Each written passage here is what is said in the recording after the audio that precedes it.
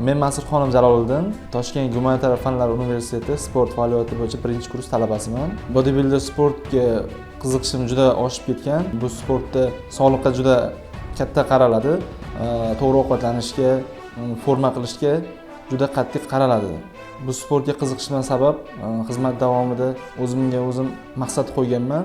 Xizmatdan keyin bodybuilder sport turi bo'yicha o'zim yo'nalishimni olib ketaman deb bu ishni amalga oshirdim. Hozirda bu sport turi bilan jiddiy shug'ullanib kelaman va bunga 2,5 yil bo'ldi. Bu sport turi to'g'ri tana qurish va to'g'ri ovqatlanishga kiradi. Bu sport turiga ko'pchilikda hozir vazn tashlash uchun juda qiynaladi.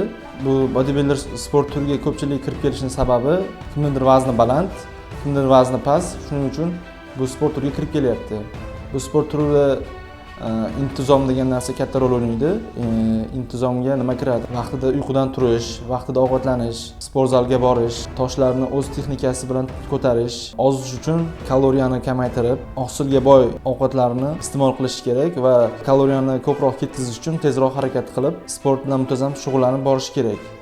Zalda birinchi srazi yopishib olish kerak emas.